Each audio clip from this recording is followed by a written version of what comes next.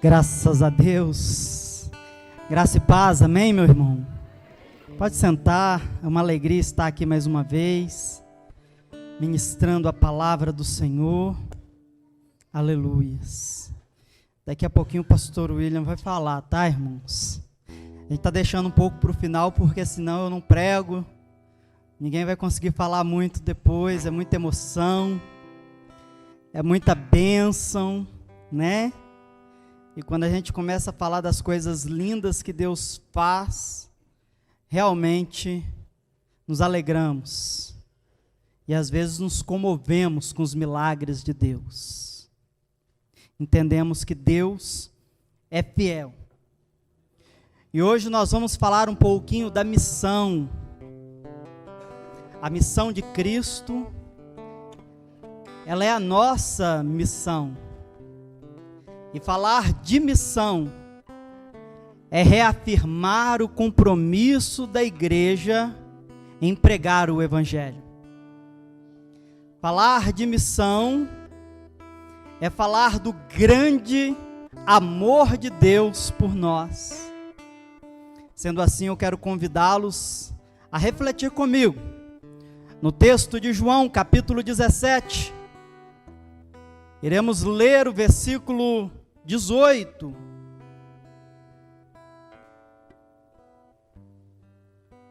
Evangelho, segundo escreveu o apóstolo João, capítulo de número 17, versículo 18.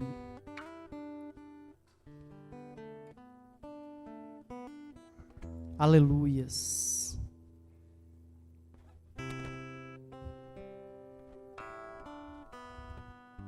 Louvado seja o nome do Senhor. Assim diz o texto da palavra do Senhor.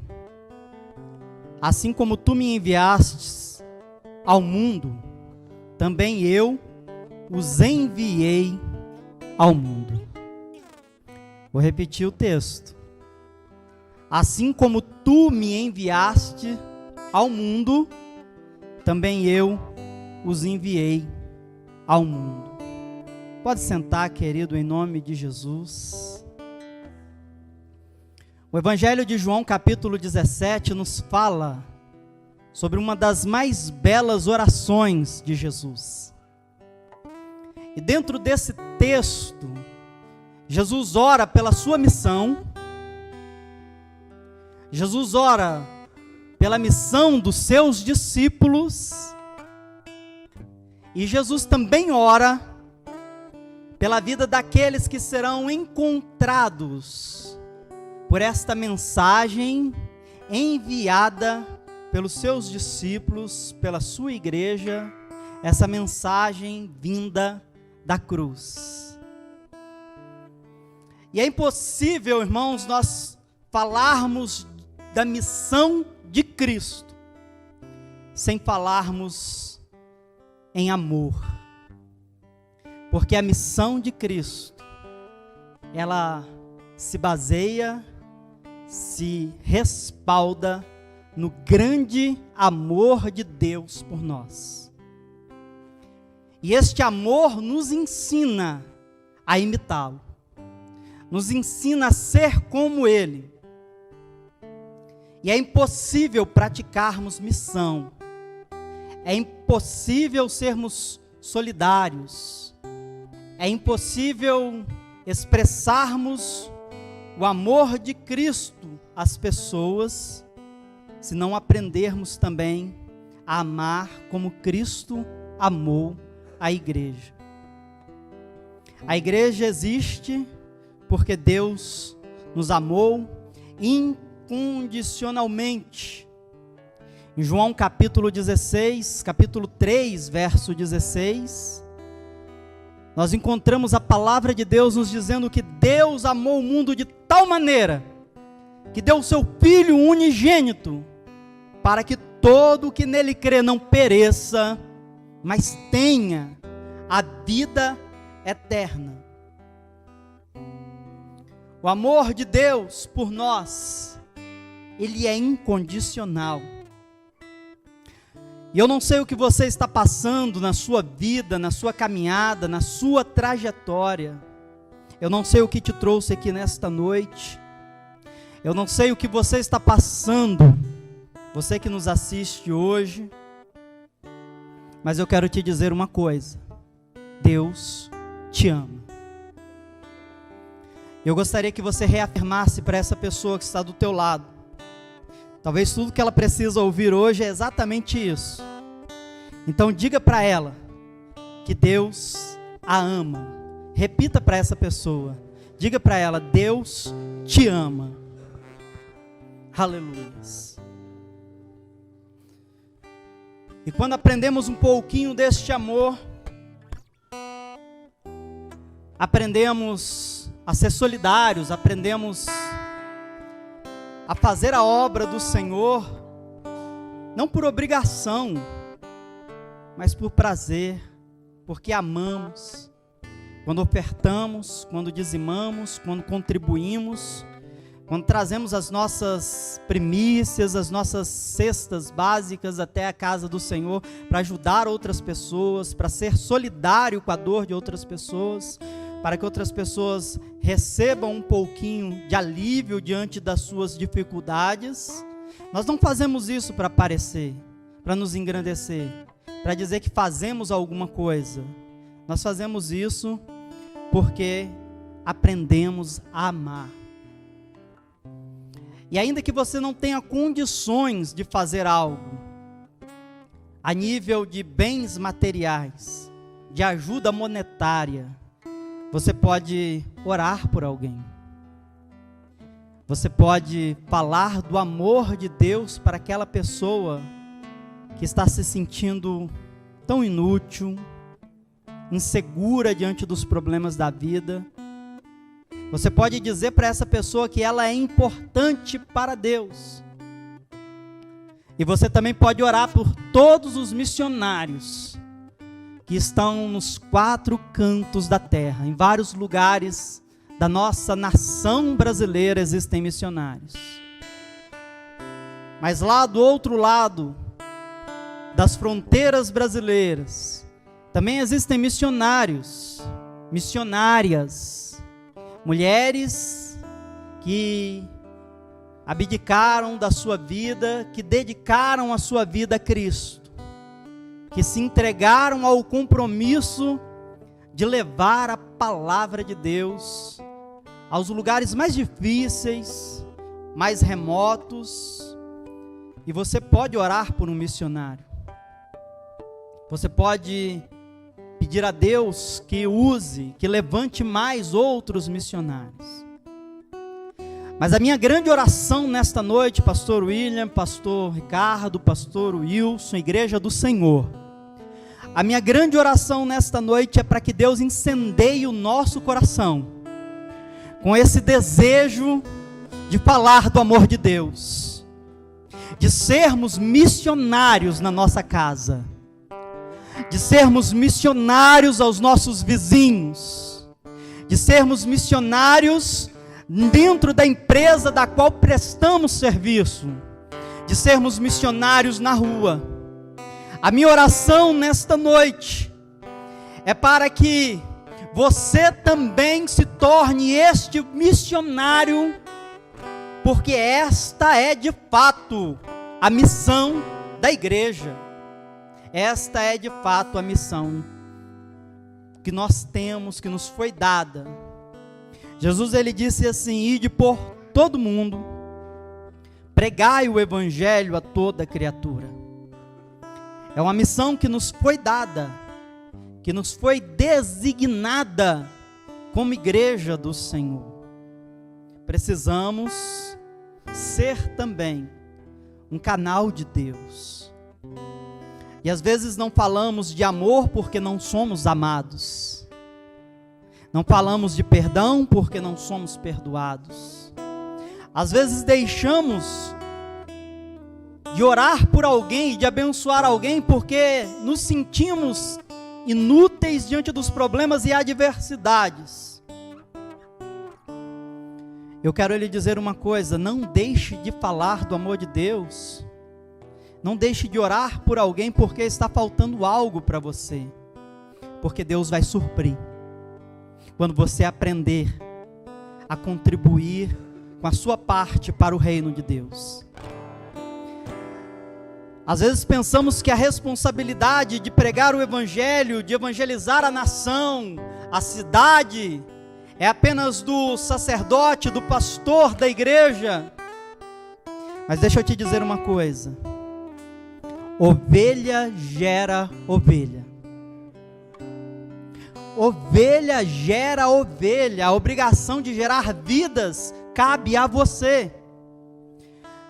A obrigação de falar do amor de Deus, de mudar a realidade do seu bairro, da sua nação, exclusivamente sua. Não renuncie o compromisso de ser um referencial onde você estiver.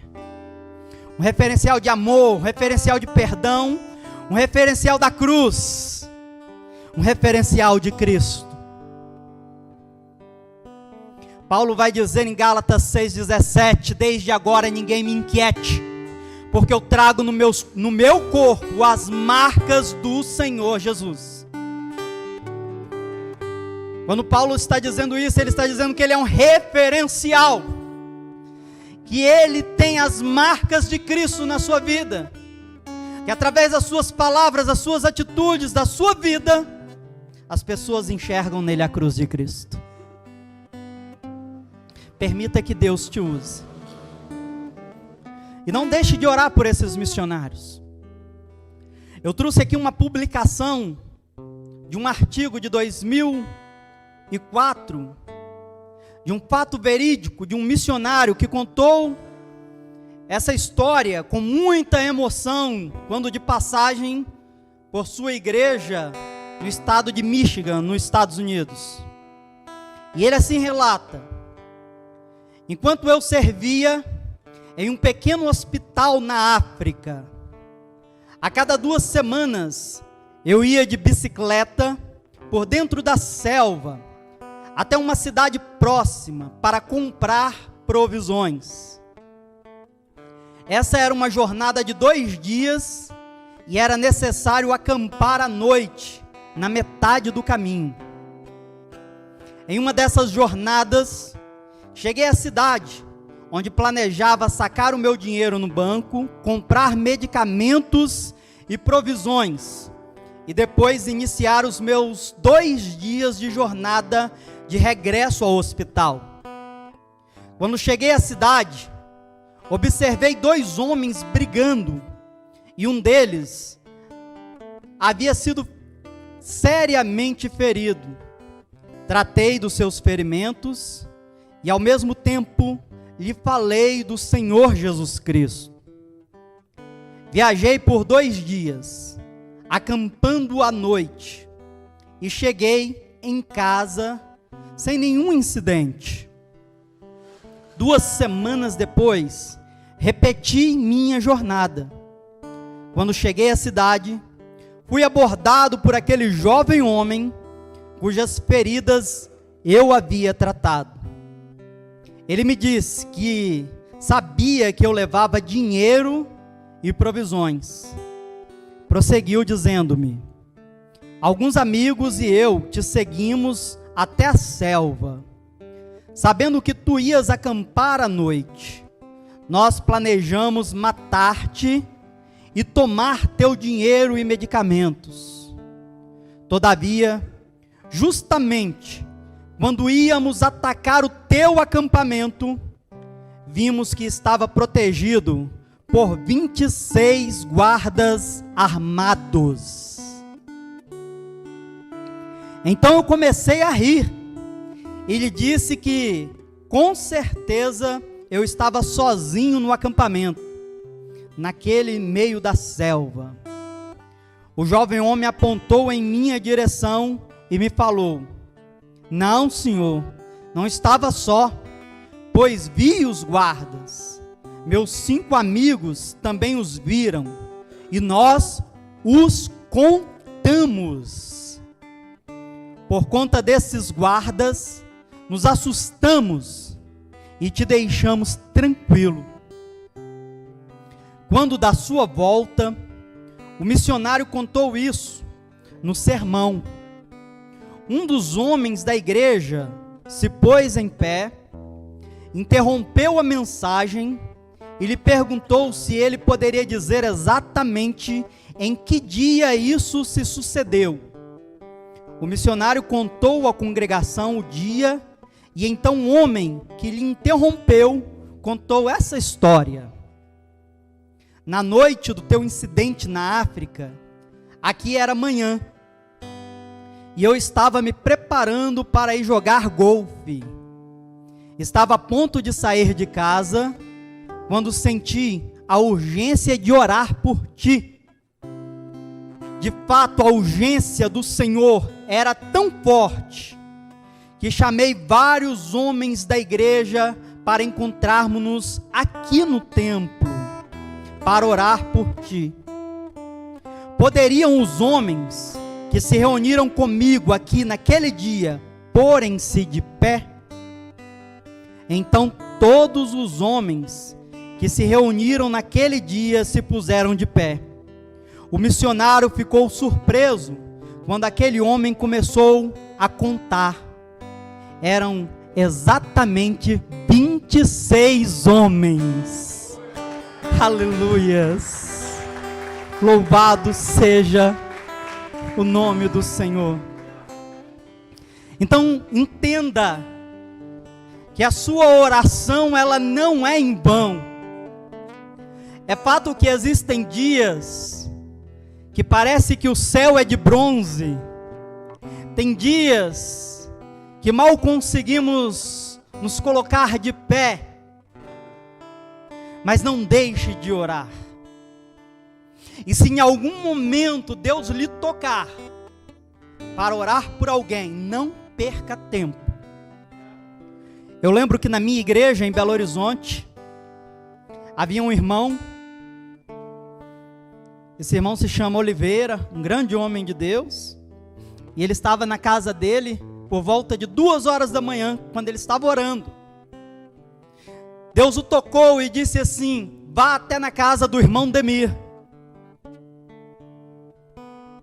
Estou citando o nome porque eles contam esse testemunho. Eu estava lá nessa época. E ele começou a orar pelo irmão Demir, mas ele se sentiu incomodado porque Deus mandou ele ir lá, e já era 2 horas da manhã. Já era madrugada. Mas ele não teve dúvida que o Senhor estava mandando ele fazer algo. Ele não teve dúvida que esta era a missão que Deus estava colocando no seu coração. Então ele se levantou imediatamente, abriu a porta da sua casa, desceu o morro, lá era um morro, desceu a ladeira, o irmão Demir morava mais embaixo, um quarteirão abaixo da igreja da qual nós nos reuníamos. Na esquina havia uma portinha, a luz estava acesa, e o irmão começou a gritar: irmão, irmão, irmão, e começou a bater na porta. E de repente o irmão abre a porta. Eu tinha uma barbearia nessa portinha onde aconteceu isso. Esse irmão abriu a porta de aço, e quando o irmão abriu a porta de aço, havia uma corda no meio do salão, preparada. Ele ia se enforcar naquela hora. E quando ele viu aquele irmão, ele entendeu quanto Deus o amava e não permitiu que aquilo acontecesse na vida dele.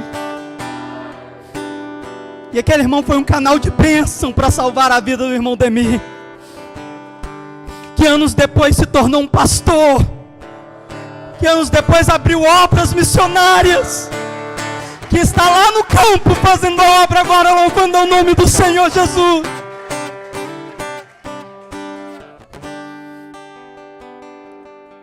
Permita que Deus te use para ser um referencial.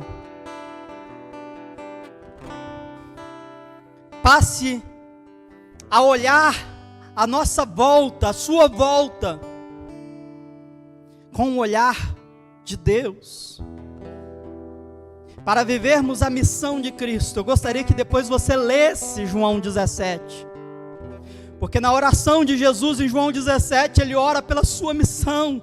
pela importância do amor de Deus ser levado às pessoas. Ele ora pela vida dos seus discípulos, para que eles não se afastem, para que eles não renunciem este amor, para que eles não abandonem esta missão. E lá no versículo 20 de João 17, Jesus vai dizer assim: a minha oração não é apenas por eles, rogo também por aqueles que crerão em mim, por meio da mensagem deles. Jesus já orou por você, para que você pregue, e para que a palavra que venha sair da sua boca seja uma palavra que traga impacto. Não é a eloquência, não é a sua homilética, não é a sua hermenêutica, não é a sua didática, não é a sua capacidade intelectual que vai fazer diferença, mas é a oração de Jesus por você, através da sua palavra, que vai fazer a diferença, que vai trazer vida a outras pessoas. E quando olhamos para este amor de Deus, incondicional por nós, e começamos a aprender a viver este amor, começamos então a vivê-lo segundo a ótica de Deus. E o amor, segundo a ótica de Deus, é um caminho de excelência. Na sociedade de hoje, as pessoas falam que o mundo está cheio de pessoas boas, qualificadas em muita coisa. Está cheia de bons profissionais, dentistas, advogados. Temos bons profissionais na área médica.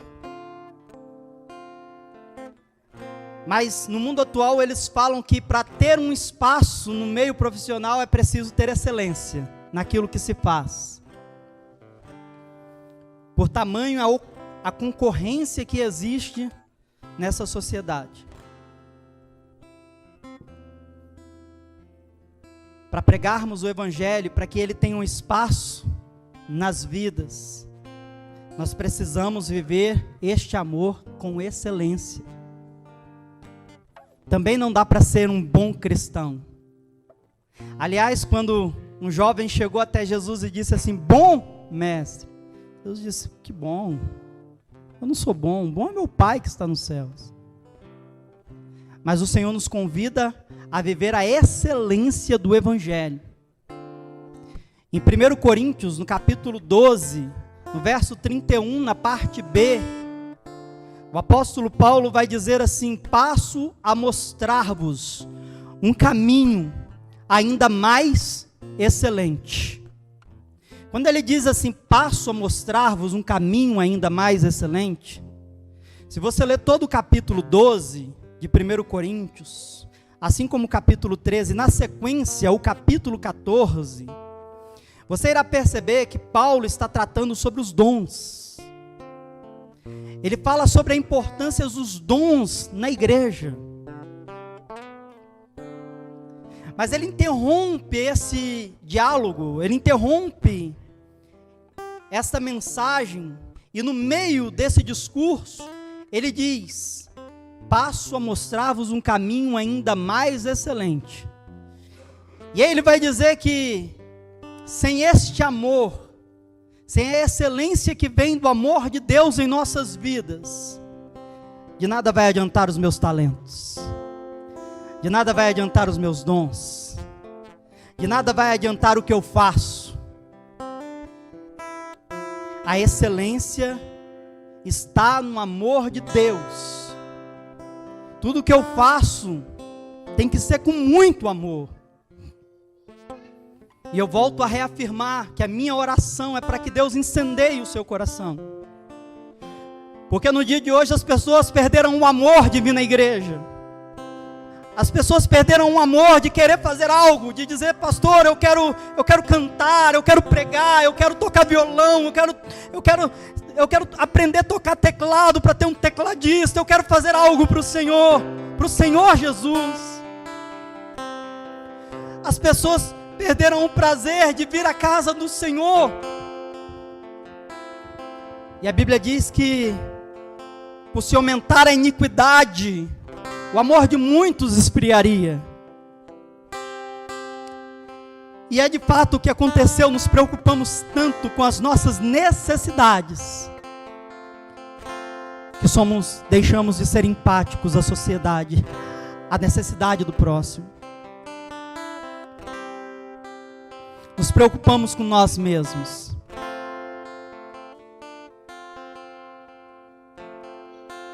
E aí deixamos de nos envolver com o amor de Deus. Nunca se viveu uma sociedade tão materialista como esta. Nunca se viveu um evangelho tão materialista como o de hoje, onde as pessoas vão na igreja em busca da bênção, querem a bênção, querem um milagre, querem a vitória, mas não querem amar, não querem perdoar. Entram na igreja e saem do mesmo jeito do que entraram, porque chegam em suas casas e não perdoam o seu marido, não perdoam a sua esposa, não perdoam seus filhos. Estão preocupados consigo mesmos, com seu ego. Deixa eu te dizer uma coisa, a Bíblia diz que os humilhados serão exaltados. Aprenda a se humilhar, aprenda a descer, aprenda a se diminuir, aprenda a descer do pedestal. Aprenda a ir para a cruz. E lá na cruz disseram para Jesus assim: desça daí e prove para mim que você é Deus. Faça um milagre agora. Saia dessa cruz. Mas Jesus não precisava provar nada para ninguém. Ele sabia qual era a missão dele. Ele sabia qual era o compromisso dele.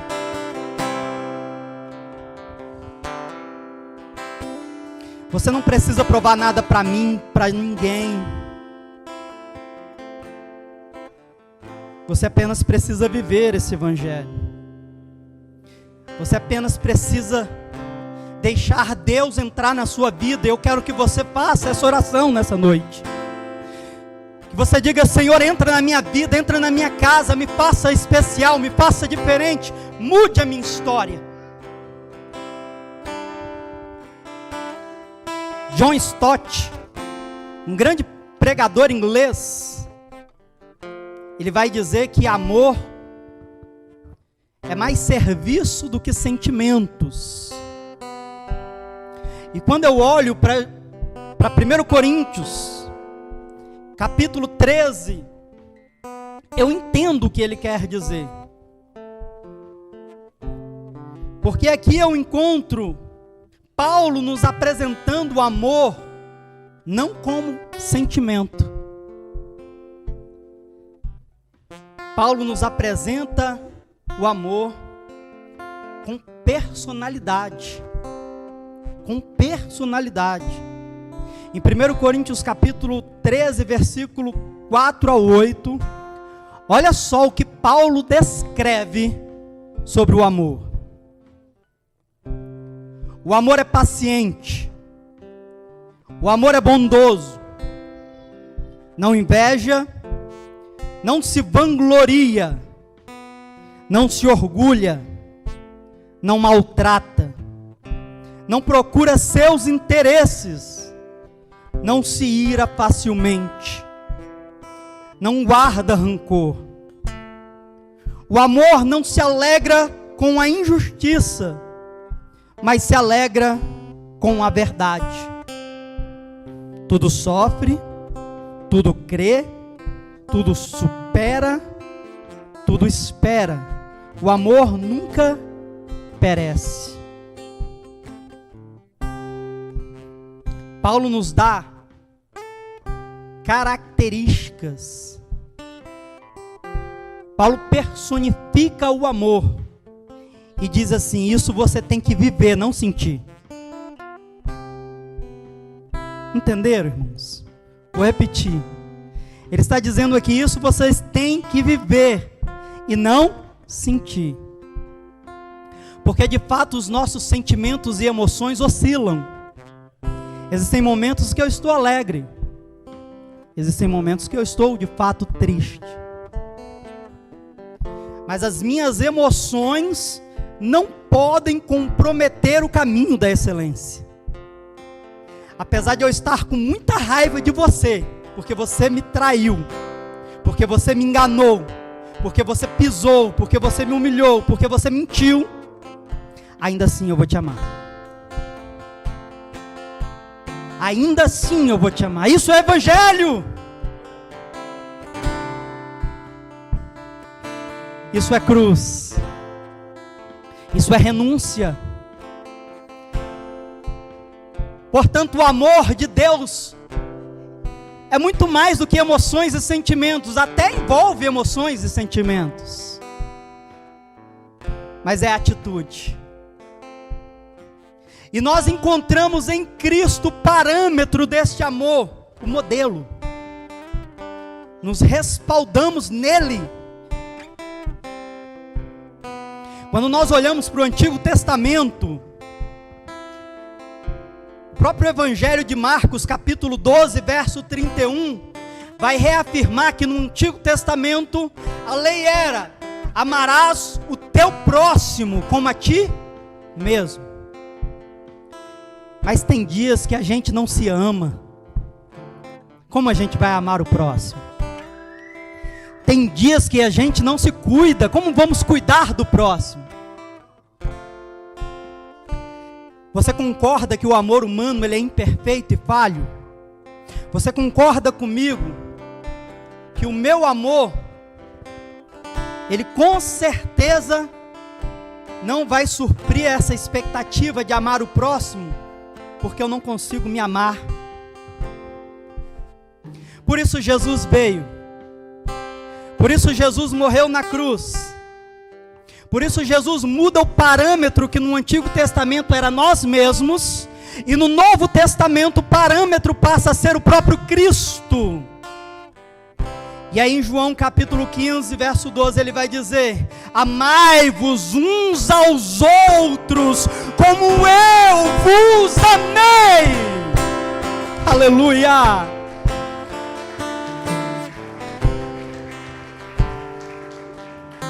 E de fato o amor de Cristo foi um amor de entrega, foi um amor de renúncia. Foi um amor em que eu posso dizer que eu não merecia. Que você pode dizer: eu não merecia. E aí ele nos ensina dizendo: amem, não como vocês. Amem como eu amei vocês. Perdoem como eu perdoei vocês. Façam como eu fiz por vocês. Aleluias. E aí nós aprendemos que o amor ele deve ser manifesto em nossas atitudes e obras. Quando em João capítulo 14, verso 12, ele vai dizer: na verdade vos digo, que aquele que crê em mim, também fará as obras que eu faço, e até fará maiores. Eu fico pensando que uma das obras mais magníficas de Cristo foi morrer na cruz. E nós às vezes pensamos que as obras que nós vamos fazer maiores que Ele são os milagres de cura, de fazer o cego enxergar, de fazer o surdo ouvir. E esquecemos de olhar para a grande obra da cruz. Ele morreu lá. Ele morreu como um malfeitor. E lá na cruz, diante de palavras tão ruins que ele ouviu, ele dizia assim, mesmo sofrendo, mesmo padecendo a mais terrível das condenações romanas, ele teve a ousadia de dizer: Pai, perdoa-os, porque eles não sabem o que fazem. E aí eu aprendo o que o apóstolo nos diz em 1 João capítulo 3,16, em sua epístola, quando ele diz: conhecemos o amor nisso, que ele deu a sua vida por nós, e nós também devemos dar a vida pelos nossos irmãos.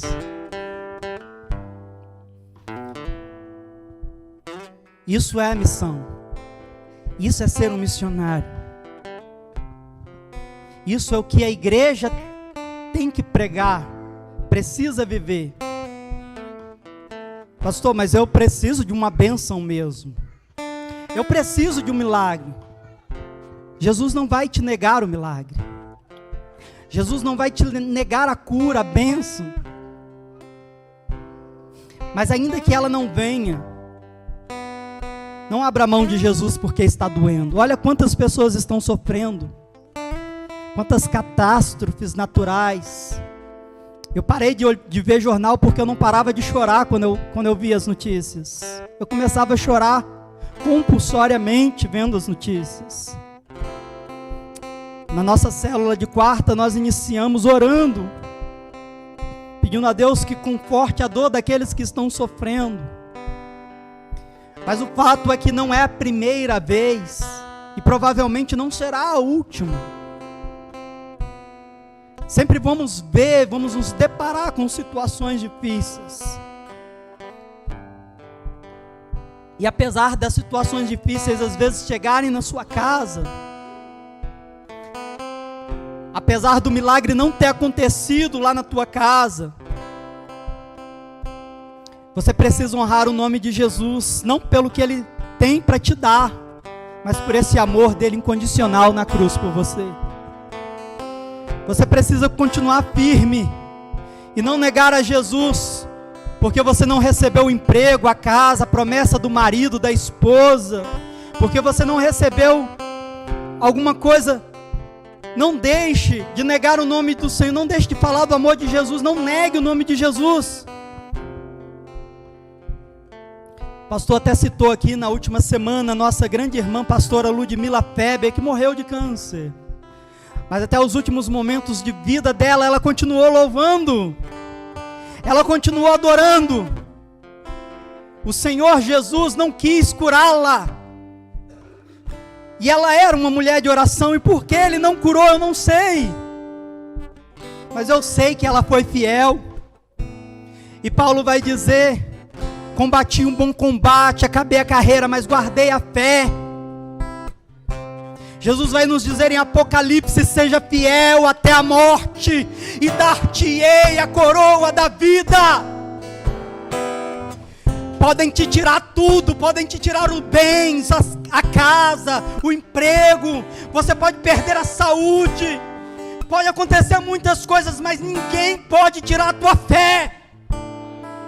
Ninguém pode tirar o grande amor de Deus por você, e você sabe que Ele te ama.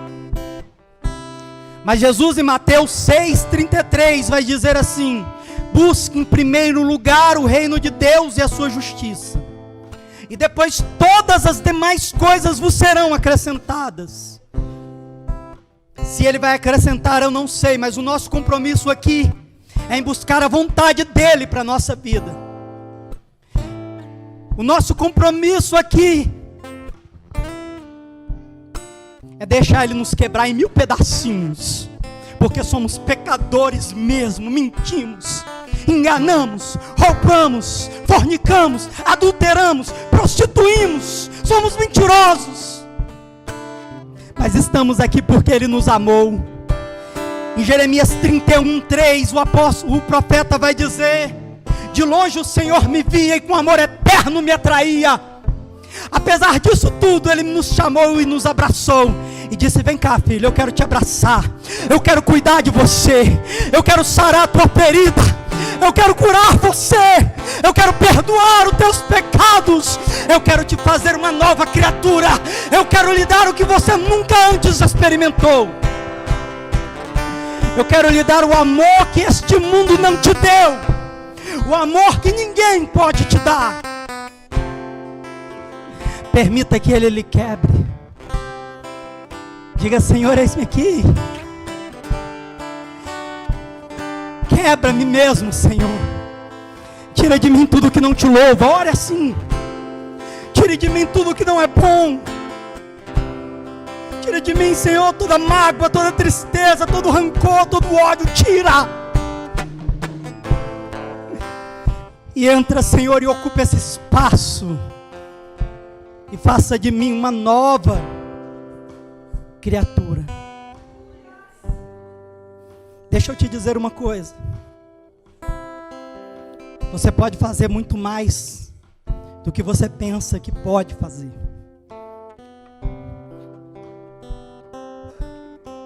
Eu vou trazer um segundo artigo de 2003, fatos verídicos, tá, irmãos? Eu gostaria de ler para vocês. A mãe de 26 anos parou ao leito do seu filhinho que estava morrendo de leucemia. Embora o coração dela estivesse pleno de tristeza e angústia, ela também tinha um forte sentimento de determinação.